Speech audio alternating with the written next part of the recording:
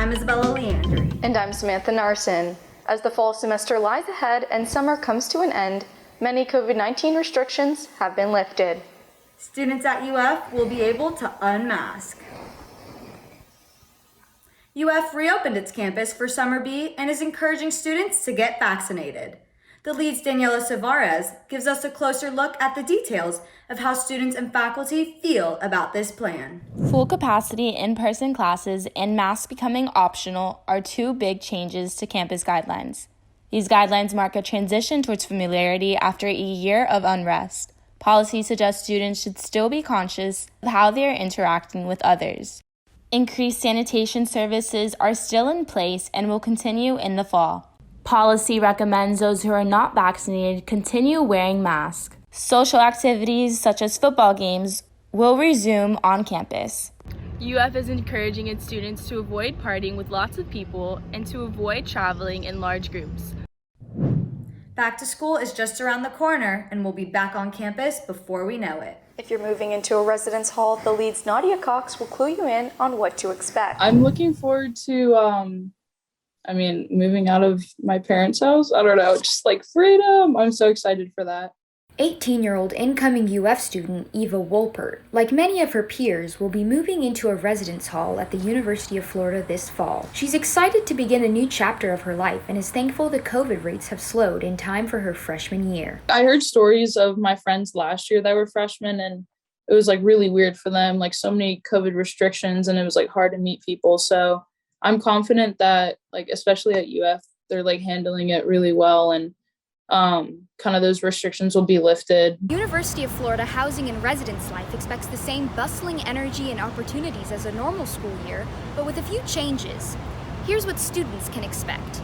When moving into a residence hall this year, students should be aware of any construction that may affect their travel route. Museum Road's closure means students and families may need to drop off their supplies at a location close to their dorm before moving their vehicles. UF's COVID policies for residence halls have changed too. Students are no longer required to wear a mask in residence halls if fully vaccinated.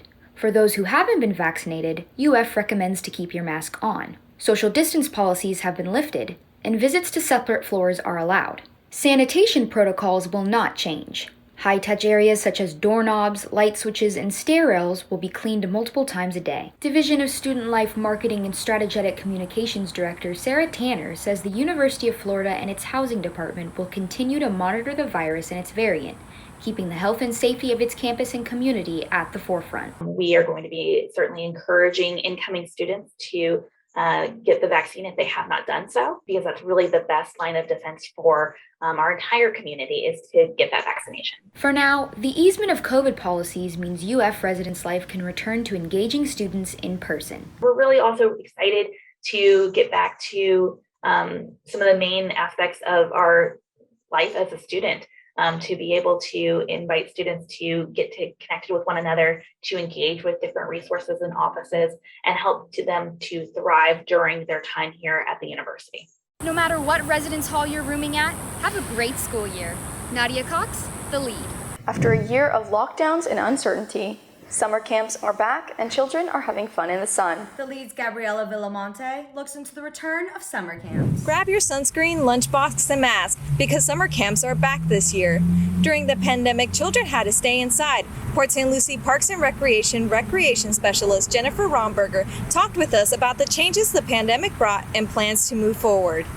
Port St. Lucie camps were able to run only a few of its camps last summer. This year, however, all camps opened and brought kids back outside. There is definitely a different level of anxiety in the staff and campers this summer, and also even a certain level of learning to re-socialize, after being told to stay away, and not talk and not touch, and coming back together again. There's some new obstacles in place this summer, but the children are handling them very well. They're so adaptable. It's really been cool to watch them grow. For those who aren't vaccinated, especially children younger than 12, The CDC recommendations include wearing a mask, gathering in smaller groups, and routine cleaning. You know, we did go through some trauma together during COVID, but the end goal is to always get better. So we've taken what we've learned and applied it to our summer camp programs going forward, and you know, just continue to want to support and be there for the community. St. Lucie Dance Theater co-founders are a mother and daughter duo. Tina Kane and Gina Prisco started their summer camp 5 years ago, offering various types of dance lessons, including modern tap, ballet, and musical theater.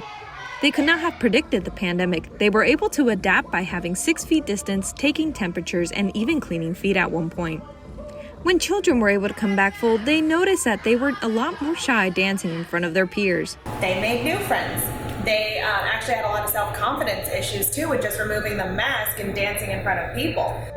Children were excited to go to camp. Prisco believes the time in lockdown made children insecure. So they kind of shut themselves into like this little world of like a shell. They all went into a shell, so we had to crack it open and break it out. Many view the camp as an extended family. The St. Lucie Dance Theater continues to run the summer camp and allow children to make friendships that will last a lifetime.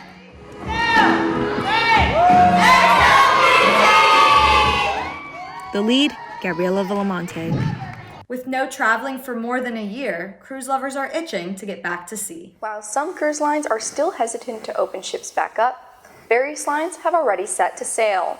The leads Erica Clessy and Kennedy Mason have more from Port Canaveral.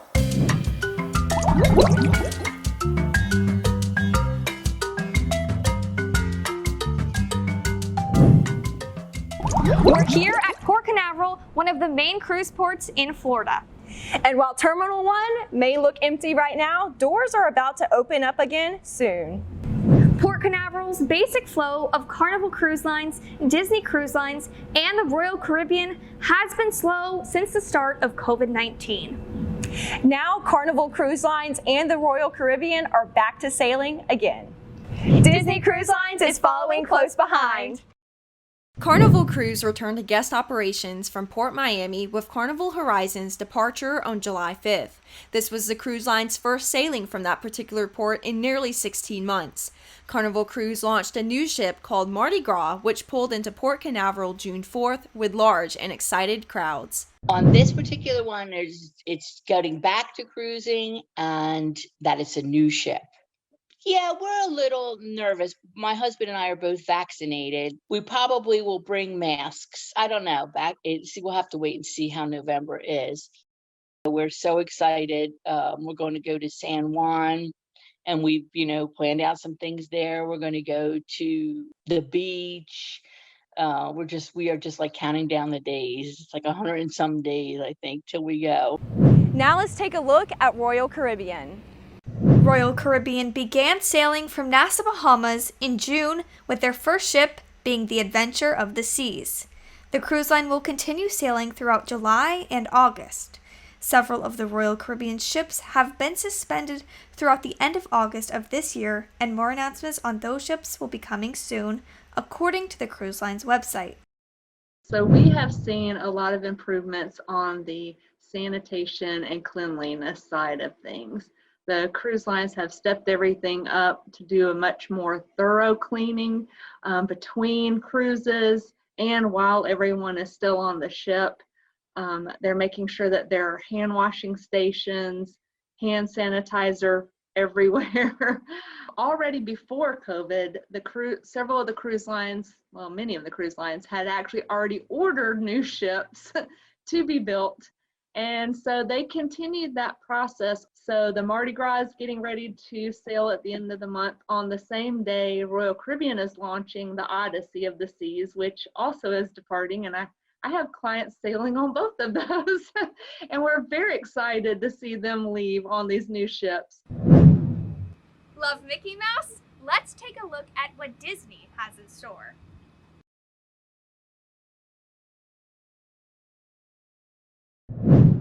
Calling all Disney lovers. While you may not be able to cruise right now, Disney ships will see ya real soon.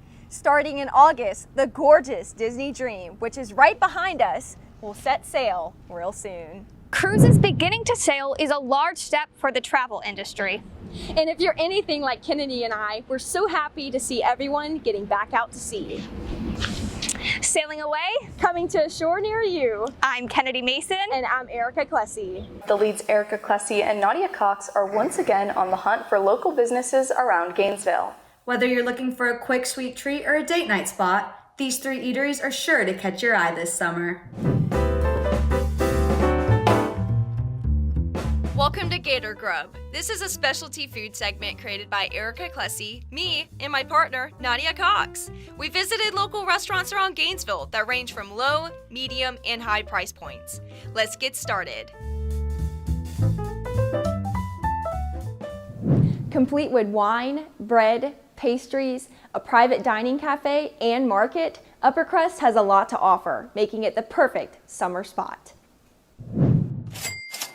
What began as a small artisanal bakery in 1981 has since evolved to a luxury food and wine boutique. Everything on the menu is made in-house daily, and the options are as pretty as they are appetizing. There are plenty of ways, I think, fortunately, to show other people that you care about them and go through kind of different efforts to do that. And baking and serving is ours, and the hand-making part of that is kind of part and parcel, whether it's from kind of steaming milk just right for espresso or making sure that weights for cakes are perfectly even and kind of spacing them out on the sheet pan before you bake them. I mean, there are nuances and details all over. In addition to baked goods, Upper Crust offers cheeses, European goods, and for those over 21, wine tasting. Keep an eye out for seasonal items this summer. Upper Crust is located on Northwest 16th Boulevard in Gainesville's Marketplace. Looking to up your nightlife? Sparks fly at Embers Wood Grill. Known for its surf and turf, Embers also offers a specialty wine list complete with a full bar, known as Spark at Embers.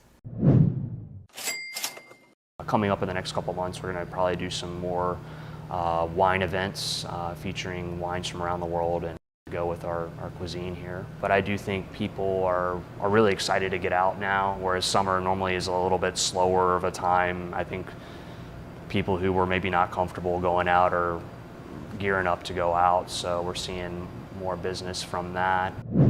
And this year, Embers is celebrating 12 years of business in the Gator Nation. Located on Southwest 34th Street, Embers is the perfect place for date night. And for a special treat, Nadia and I thought we'd include Sweet Dreams, an ice cream parlor like no other. Right around the corner from Miapa, Sweet Dreams is known for its wild ice cream flavors, from honey cinnamon to jalapeno lime. When the pandemic first started, it really kind of, buckled our business plan and everything like that. But Mike, the owner, he was able to use his fire truck, which he normally uses for events like car shows and things like that. He was able to kind of quickly change the way he did his business plan and offer prepackaged half pints and pints and take them around to neighborhoods in the fire truck.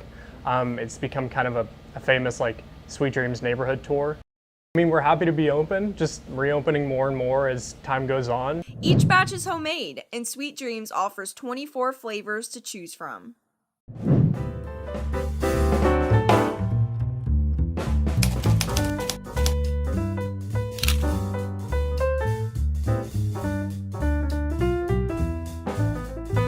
To end this episode, we're focusing on remembrance, remembering those who were victims in the Surfside condo collapse. It has been around 1 month since the collapse of the Champlain South Tower in Surfside, Florida on June 24th. This led to tragic and unexpected losses for families and the community. First responders from all over the state, nation, and world came together in Surfside to assist in search and recovery efforts, including the Ocala Fire Departments. To read more about this, head to WUFT.org. Thanks for watching this summer edition of The Lead. We will now end on a moment of silence.